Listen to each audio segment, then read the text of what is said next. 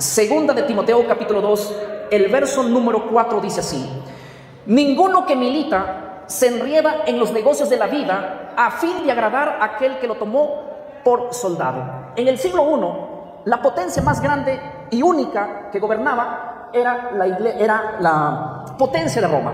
Dentro del imperio romano había hombres que era un privilegio en ese siglo ser un soldado. Hoy quizás ser un soldado no tiene el afecto como lo hacía en el siglo I, pero en el siglo I ser un soldado era un privilegio.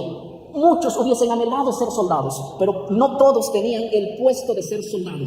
Pero aquel que era llamado para ser soldado por el imperio romano se sentía tan afortunado que se despojaba de cualquier compromiso que tenía por el fin de agradar a quien le llamó como soldado.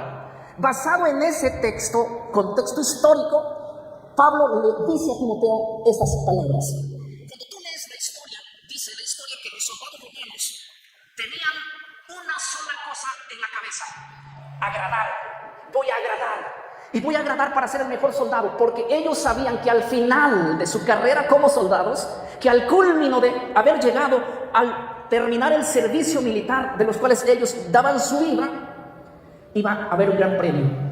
Roma les daba tierras, les otorgaba a los que no tenían ciudadanía romana, y les daban a algunos de ellos pensiones de por vida. Tenían acceso a ventajas que cualquiera no lo tenía, pero no era fácil llegar a esa meta, sino que antes de llegar a esa meta tenías que tener una sola cosa en la cabeza: no puedo desviar mi mirada, nada puede haber en el contexto de mi vida que me distraiga de que quiero terminar mi carrera como soldado.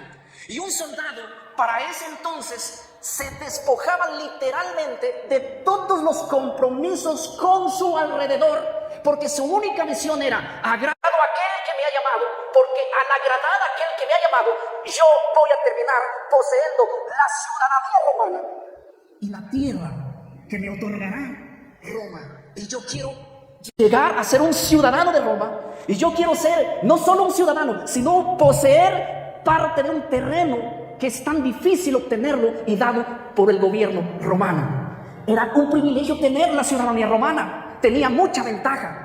Mucha gente adquiría con muchas sumas de dinero, y otras que tenían mucho dinero aún no podían acceder a eso. Eran muy peleados los puestos para ser ciudadano romano cuando no habías nacido dentro del contexto romano. La mayoría de soldados no eran romanos, trabajaban para Roma, pero no tenían la ciudadanía romana. Entonces, de tal manera que, basado en ese contexto, Pablo escribe a la iglesia. Desde el libro de Génesis hasta el libro de Apocalipsis, nunca nada se escribió para la gente de afuera. Todo se escribió para los de adentro. Ustedes van a ver que todo el Antiguo Testamento se escribió para judíos, para el pueblo de Israel. Ustedes no van a ver ningún libro destinado a gente de afuera, sino a gente de adentro. Y desde el libro de Mateo hasta el libro de Apocalipsis es también un mensaje para la iglesia, para aquellos que se bautizaron y aceptaron a Cristo.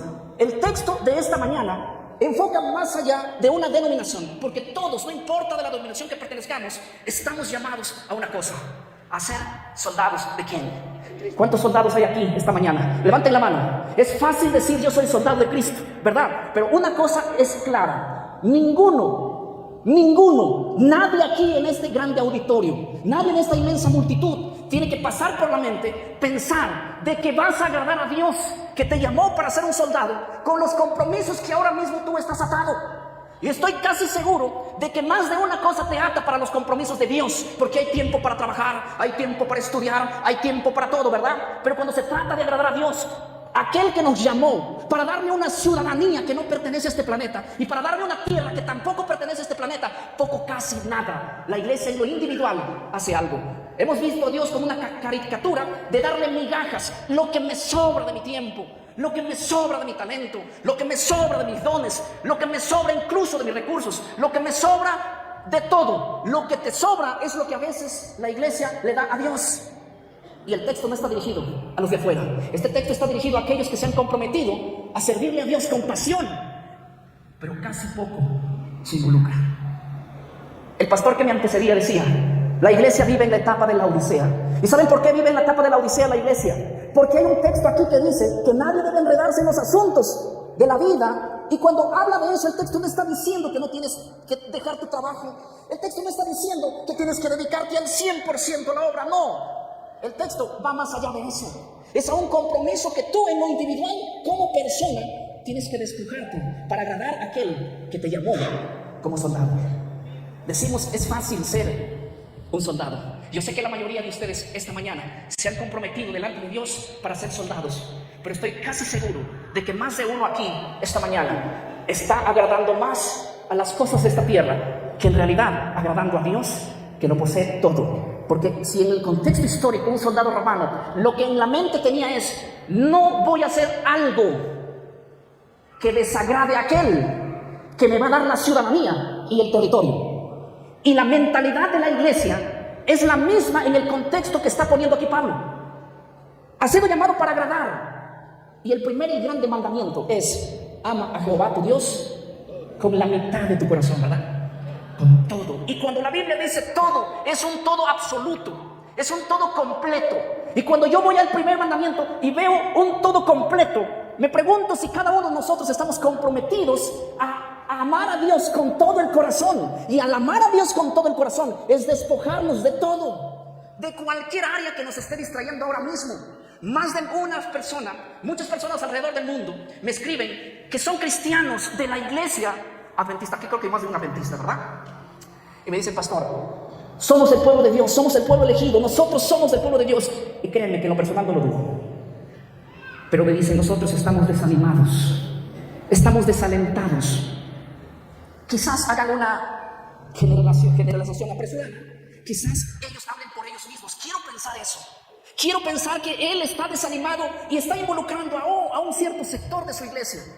Porque si lo que él dice es cierto, ¿de qué iglesia y pueblo elegido estamos hablando? De un pueblo no comprometido, de un pueblo no despojado, de un pueblo que no tiene compromiso para con Dios, ni un compromiso espiritual, si no tiene compromiso con su cargo, con su don, con su talento, con la iglesia. Pero su vida espiritual es completamente desconectada, porque no quisiera que lo que gente, bueno, al principio me escribió uno, de los dos, tres, ahora los mensajes son cada día de lo mismo.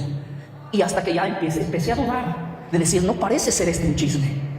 Parece que sí, la iglesia está en una laodicea. Yo no lo sé, pero cada uno de ustedes esta mañana tiene que hacer un autoanálisis personal y decir: bueno, lo que yo hago en lo espiritual es para agradar a la iglesia. ¿Estoy haciendo algo para agradar a la iglesia? ¿O realmente estoy haciendo algo para agradar a Dios? Porque en la Biblia no hay ningún lugar donde diga que hay que agradarle al hombre. Claro que hay que ser simpáticos, claro que hay que ser carismáticos, pero el texto aquí va más allá de eso, a un agrado a Dios. Y para agradar a Dios tenemos que despojarnos de cosas que quizás hasta el momento no nos despojamos. Y eso cada uno de ustedes lo tiene que saber. Pero déjenme decir que no podemos hablar de la cura sin primero hablar del cáncer terminal que está matando hoy, no solamente a la iglesia que está aquí o a las denominaciones que han venido, porque este es un problema que está pasando y que el enemigo hoy está usando métodos para poner a la iglesia de cabeza. ¿Y saben cuál es el método que está usando el enemigo? Es la falta de compromiso para que aquel que te ha llamado. Si tú estudias este verso que es tan profundo, no podríamos escribir un libro solamente de este verso. Pero quiero pasar al verso 5, dice: y también el que lucha como atleta no es coronado, sino lucha legítimamente. Ustedes saben que los griegos se han identificado por ser un pueblo amante del deporte. 776 años antes de Cristo, en Olimpia, se realizó en la ciudad de Grecia la primera competencia de los mejores atletas de toda Grecia. Y de ahí en adelante se empezaron a dar cada 4 años competiciones que tenían que ver con premios galardonados. Y durante 4 años, para ir al próximo encuentro en la disciplina que tú estabas, tenías que ganar un premio, pero al mismo tiempo tenías que entrenar muchísimo, tener una disciplina. Nadie va a ser campeón si se levanta la hora que él quiere. El atleta es disciplinado en su alimentación, en las horas de dormir, en la manera que hace ejercicio, en la manera que practica. Tiene todo su tiempo planeado por el fin de ser un campeón. Bajo el contexto de este verso, Dios está diciendo a la iglesia: ustedes también van a ser coronados, pero déjenme decirles que así como están ustedes, es probable de que nadie sea coronado. Porque para ser coronado hay que poner una determinación. ¿Una qué? Determinación, disciplina del cuerpo. ¿Ya te has dado cuenta que cuando quieres levantarte a orar, tu cuerpo no está preparado para orar? ¿Ya te has dado cuenta que cuando quieres determinarte para servir a Dios, siempre hay contratiempos para no hacer lo que Dios quiere? Eso primero entra por la determinación. Y Daniel propuso en su corazón, el proponerse se llama determinación. Haz todo lo que humanamente tú tienes que hacer y deja que Dios haga lo que a Él le toca, porque todo lo que a Él le toca es algo que tú no puedes hacer. Dios solo interviene en donde Él interviene, porque el ser humano no puede intervenir allí, por más que quiera. Pero Dios no interviene en aquello que te toca a ti. Y levantarte para orar, eso no le toca a Dios. A veces nosotros oramos por cosas innecesarias. Señor, dame ganas de levantarme a orar. Dios dice, en un momento, eso no viene de mí, eso viene de ti. Pon tu horario, selecciona tu tiempo. Lo primero que tienes que hacer es buscarme en oración. La iglesia hoy no ora, ha perdido las ganas de orar. El momento más aburrido en la iglesia es quizás orar.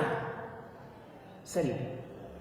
No me quiero jactar, pero la iglesia evangélica en esto lleva mucha ventaja, porque es una iglesia que le gusta orar. Cada programa nos arrodillamos para orar más de media hora. Pasamos horas orando, 2, 3 horas, y el cuerpo está normal. Yo cada sábado recibo visitas de hermanos adventistas allá en la iglesia evangélica donde pastoreo en los diferentes grupos. Ellos también lo visitan. ¿Y saben qué les voy a contar?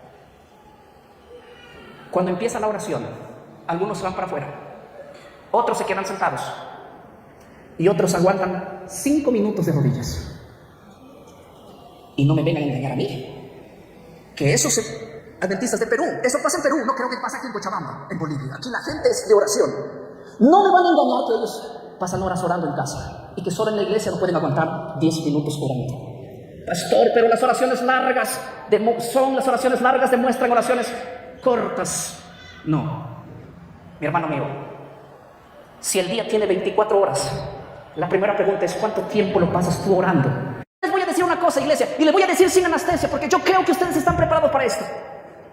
Levanten la mano los que hoy creen rotundamente que ustedes son una iglesia profética. Levanten la mano. Sí. Cuando yo estudio la profecía de las 2300 tardes y mañanas, llego a la misma conclusión. Pero les voy a decir algo. No es el hecho de decir somos. Ustedes deberían orar el doble y el triple de cualquier denominación en el planeta Tierra. Porque ustedes son los que asimismo dicen que son el pueblo de Dios. Y no me vengan a decir que oran menos y que ayunan menos y que se dediquen a Dios menos. Porque al que más se le da, más se le exige. Y al que se le dio más talentos entregó. Y si ustedes en el corazón lo creen, que son el pueblo de Dios, llamado para hacer una gran misión, pues el único que no lo cree son ustedes. Hay excepciones a la regla, no quiero hacer un mensaje generalizado. Yo sé que hay gente de oración, pero estoy hablando para la gente que nos ve en el mundo, que también tiene ese mismo concepto, y que no son gente de oración como ustedes. No vamos a agradar a aquel que nos llamó, ni vamos a ganar nuestra ciudadanía, ni el terreno que nos ha prometido que está en la herencia celeste. Si no comenzamos por lo primero, nadie puede tener un celular una semana sin que el celular esté prendido, porque cada teléfono necesita estar conectado a una fuente de energía. Este teléfono no tiene energía propia, depende de la energía de alguien más. Tú y yo no vamos a poder ni siquiera enfrentar nuestras propias dudas, nuestros propios problemas, si es que no empezamos a orar con fervor. La iglesia ha perdido el fervor. Lo digo en serio. No soy profeta ni me ando declarando profeta, pero estoy seguro que más del 80% de la iglesia que se ha mentalizado que es el único pueblo que va a hacer la obra, no comienza por lo más importante. Y déjenme decirles una profecía sin ser profeta. Si ustedes no comienzan a orar, prepárense para que otros ocupen su lugar. Y créanme que esto es cierto. Lo hemos visto a través de toda la Biblia. Yo sé que a veces sentimos el abandono aparentemente de Dios, aunque creo que el hombre es el que se aparta de Dios. Dios no se aparta del hombre. Hace unos meses atrás, un año atrás, estábamos haciendo un proyecto, porque todos los proyectos comienzan en la mente, ¿verdad? El arquitecto primero ve la construcción de la mente y veía predicación, de educar con las verdades que habíamos descubierto después de la culminación del COVID. Había dos caminos: o seguir predicando lo que predicamos, o vamos a hacer que la gente vea la diferencia entre el compromiso con lo pastoral, con la iglesia, y el compromiso para con Dios. No es fácil tomar una decisión así cuando tú eres pastor y tienes mucha influencia dentro de una iglesia.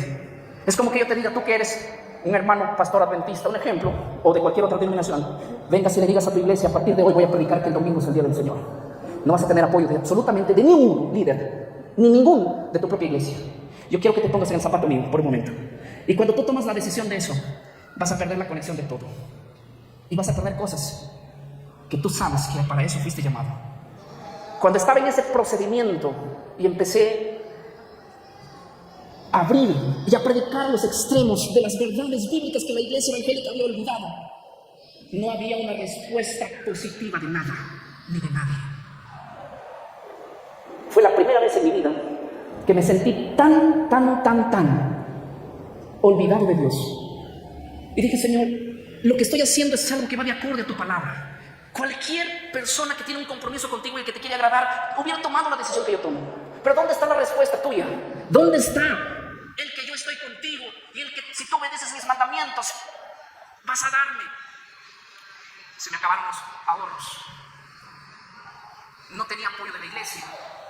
Llegué al punto de comer hasta una vez al día. No tenía absolutamente nada.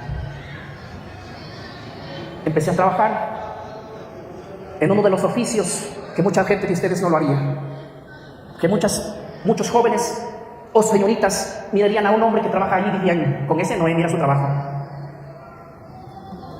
Y un día estaba orando 3 horas ya, y le dije: Señor, yo siento un abandono total de ti. Lo que hice no te recomiendo hacer. Lo que hice no te voy a recomendar hacer. Yo no soy de los pastores evangélicos que dice: el Señor me está diciendo. No soy de los pastores evangélicos que en mi transcurso como pastor he dicho alguna vez: Dios me acaba de decir. No, porque a veces esto se usa muchas veces para la manipulación y para el salirse con la tuya. Solamente 2 veces en todo mi ministerio fue que yo sentí la presencia de Dios de una manera sobrenatural. No me aloqué, no me caí al piso, no. Fueron cosas maravillosas. Pero ese día orando, ahí había determinado en mi vida, dije: a partir de hoy voy a orar más, voy a orar 3 horas al día, de tal hora a tal hora. Y oraba. Y un día orando, renegando conmigo, renegando con Dios, yo le dije esto: yo te voy a decir una vez más, nunca hagas esto lo que yo hice. Yo le dije: Señor, arrodillado así en el piso, le dije: Dios mío, escúchame. Si tú eres Dios, y si tú tienes algo para mí, si tú tienes un propósito conmigo, muéstrame aquí, ahora. Quiero ver tu gloria de nuevo, pero aquí, ahora. Lo dije así, renegando fuerte, casi botando la toalla, orando ahí: Señor, ¿cómo es de que el pueblo bendecido? ¿Cómo es que ese pueblo bendecido del que tú hablas, del que tú prometes, yo no tengo ni siquiera para comer? No tengo nada. ¿Cómo le voy a decir a las personas: Dios bendice? ¿Y dónde está mi bendición? No encuentro nada. Pero ¿sabes qué? Yo quiero que tú ahora me demuestres que estás conmigo. Y empecé a hablar fuerte y dije estas palabras, lo voy a pronunciar solamente como testimonio. Le dije: Señor, tanto te haces de rogar tú para demostrarle la gloria a alguien que está perdiendo la fe. Cuando yo dije eso, la gloria de Dios apareció por 3.ª vez en todo lo largo de mi trayecto pastoral. La gloria de Dios, si hay alguien aquí que lo ha sentido, es algo tan maravilloso. Pero esta vez, cuando vino fue para silenciarme. En el momento yo comprendí el enmudecimiento de Zacarías. Y con esta boca que yo estaba hablando, porque yo oraba fuerte, mi lengua se trabó. No pude pronunciar palabra, no pude hablar más nada. Y yo sentí que con eso Dios me estaba diciendo: voy a callar esa boca para que tú nunca más vuelvas a decirme que yo te he abandonado. Pero esa experiencia más me hizo prometer a Dios una cosa. Yo paré de orar y dije: debe ser solo una emoción, voy a pronunciar palabra. No pude pronunciar, me quedé mudo, mi lengua se trabó, no pude hablar nada, ni un solludo. Me preocupé y dije, en mi mente dije: Señor, yo no voy otra vez, te prometo que no voy otra vez a pronunciar que tú nos has abandonado, porque aunque yo estoy padeciendo lo que padezco, no me importa. voy a creer que tú estás conmigo. Si tú estás conmigo, yo no me preocupo por nada, porque yo sé que antes de llegar a Canaán, nadie llega a Canaán sin primero pasar por el largo desierto. Y déjame pasar mi desierto, pero ahora sí, no vuelvo a pronunciar esto. Créanme que eso marcó la diferencia. Eso marcó la diferencia en mi vida, porque después de eso no solamente sentí la gloria de Dios en mi vida, sino en cada una de las cosas que a mí Dios los necesitaba, y que para mí era una Antioquía. No podía ver la conquista de Jericó, porque miré primeramente las murallas que había. Y cuando tú miras las murallas frente a tu lógica, ¿cómo entraremos y cómo la conquistaremos? Allá, ¿cómo enfrentaremos ese ejército si es tan grande y poderoso? Nosotros no tenemos ni entrenamiento, nosotros no tenemos ni armas, ni tecnología, ni siquiera una casa. Yo andaba a pie, empolvando los zapatos. Me compré una bicicleta. Andaba en bicicleta, internado y en bicicleta. Una hermana se bajó de un carro y me dijo: pastor, me da risa porque eres el pastor y andas en bicicleta. Y cierto, tenía razón. Pero ¿saben qué? Hoy me podría comprar el carro más lujoso que haya en toda Bolivia. Y no lo hago porque no quiero, porque no lo necesito, porque tengo otra pasión. ¿Y saben cuál es? Yo me puedo estar comiendo un caramelo rico ahora, pero quiero que lo pruebes tú en primera persona. Dios ha prometido levantarnos del polvo, sí. Desde ahí en adelante, el ministerio que ya llevamos un año predicando en Lima se abrió para muchos lugares. En Lima, mi nombre es usado para bien y es usado para mal. Así como es criticado, hay cientos de personas que creen como tú ahora. ¿Saben por qué? Porque Dios se lleva la gloria. Él se lleva la gloria, pero solamente quiere gente disponible, que no mire los muros ni el ejército de Jericó, sino diga: mira, yo lo voy a hacer, pero a mi modo, en el tiempo que yo quiero. Aguanta tú ahí, aguanta, que vas a pasar el desierto. Pero ¿saben qué? Hay un peligro también, que cuando solo miramos las fronteras y vemos a Jericó y la tierra prometida, y vemos los tremendos edificios que van a ser nuestros, y vemos allí las frutas que sembraron los que vivían en esa tierra para nosotros, y miremos las murallas y el ejército y digamos: no podemos hacerlo, no podemos conquistarlo. No podrás, porque morirás en el desierto de acuerdo a lo que tú hayas pronunciado y hayas creído en eso. Solo dos entraron de su generación: aquellos que le creyeron a Dios, aquellos que vieron más allá de las fronteras. Pero ¿saben qué? Josué y Caleb eran hombres de oración, dependientes completamente de Dios, no de una denominación, no de una doctrina. Ellos dependían de Dios completamente, la cual hoy la iglesia, si tan solo supiera que ese es el secreto para pasar de dimensión, entendería que ese es el primer paso más importante que hay que hacer. No puedo yo, escúcheme bien, no puedo yo tener este teléfono mío. Háganse esa idea. Al menos que dependa de la energía de otro, tú no vas a poder, ni vas a hacer nada, vas a morir. Y probablemente estés en la mitad de la vida ya. Y esta mañana yo quiero que ustedes, cada uno de ustedes, se comprometa para ser persona de compromiso para agradar al Señor. Permítanme leer el libro de Salmos, el capítulo 90. Solo voy a leer este versículo, no se preocupen. Sé que están con ganas de ir a comer. Dice el Salmos 90, el verso número 10. Los días de nuestra edad son 70 años, y si en lo más robustos, 80 años. Con todo, su fortaleza es modestia y trabajo, porque pronto pasan y volamos. David dijo: los días del hombre son 70 años. Hasta ahí tienes vigor. No digo que no vas a vivir más, y no digo que no hay vida más allá de eso, pero créanme que a partir de esa edad, seguramente, si la Biblia lo dice, yo lo creo, que uno empieza a degradar, y hay cosas que ya no puede comer cuando tiene 70 años, y hay lugares a donde no puede ir cuando ya tiene 70 años, y hay muchas cosas que no puede hacer que las podría hacer ahora mismo. ¿Cuántos están aquí cerca de los 70 años? ¿Cuántos están aquí cerca de los 80 años? Hay que aceptar una realidad natural. ¿Y saben cuál es la realidad natural? Aceptar que del polvo hemos sido hechos y al polvo moriremos, volveremos. Si 70 a 80 años es mi vida, escúchenme lo que digo. Para esta vida que dura 70 a 80 años, en Perú estudias 3 años antes de entrar a la primaria, que duran 6. Van contando. Después de eso te preparas 5 años en el colegio y otros 5 a 10 años en la universidad de acuerdo a tu carrera. ¿Están contando cuántos años? 3 más 6 más 5 más 5 o 10, depende de tu carrera. Y todos esos años son única y exclusivamente para prepararte para esta tierra, porque quieres tú en esta tierra ser alguien. La gente se prepara para esta tierra, piensa en hacerse una casa, en comprarse un carro, está bien todo eso, Piensa tener una profesión y 2 y 3 y 4 y 5, y para eso hay que madrugar 4 5 de la mañana, trabajar horas extras, ir para allá y por acá con tareas y afanado. Y de Dios, no, estoy preparándome primero para esta vida que dura 70, 80 años, y que hay después.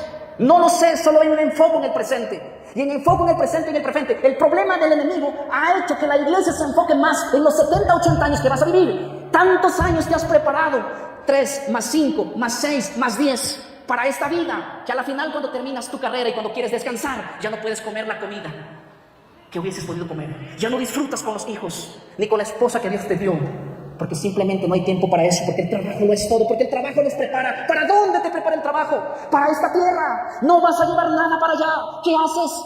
Nada. Y la pregunta es, ¿qué hay después de la muerte? La resurrección para los justos, la resurrección para los impíos, unos para vida y otros para muerte. Y todo eso va a depender de cómo tú te hayas preparado aquí para lo porvenir. Lo que nos preparamos en esta tierra, lo que hacemos en esta tierra, queda en esta tierra. Pero nuestra mente limitada no mira más allá de eso. Ahora la pregunta es, ¿qué harías tú si supieras que vas a vivir 1000 años? ¿Cuántos años estudiarías? ¿Cuántos años trabajarías? ¿Cuántas mansiones construirías? Pues que el ser humano es así. Pero mi pregunta va más allá de esa. Ahora que sabemos que hay una vida que es eterna, ¿cuánto debería ser nuestra preparación? Si para 70, 80 años, desde que nacimos, estudiamos y nos preparamos y trabajamos pasados los 60 y los 70 años, ¿cuánto más para aquello que no termina? Pero ¿saben qué? Por eso Jesús dijo, basado en ese contexto, Jesús dijo, no hagan tesoros en la tierra. Él no estaba diciendo, no hagas empresa, no aspires a crecer en lo económico. Él no estaba diciendo nada de eso. Él estaba diciendo que hagas todo eso, pero que también pienses en lo más importante. ¿Qué es lo más importante? Haz tesoros en el cielo. Yo quiero hacerte una pregunta, iglesia. ¿Cómo estás haciendo tú? En primer lugar, para agradarle a Dios como un buen soldado. Y en segundo lugar, ¿cómo te estás preparando tú para lo porvenir? No para lo de acá. Recuerda que no vas a pasar de los 70, 80 años. Puedes vivir más, sí, pero vas a hacer una molestia, como dice aquí. Porque hasta para ir al baño vas a pedir ayuda. Y eso es cierto. Y a eso llegamos. Y nuestra preparación tiene que ser mucho más que eso. Yo quiero en este momento levantar mi Biblia y decirte así: hemos creído en esta palabra, hemos creído en esto, entonces vivamos como dice esto. Uno de los hombres famosos en la religión de los hindús pronunció unas palabras que a mí me impactan.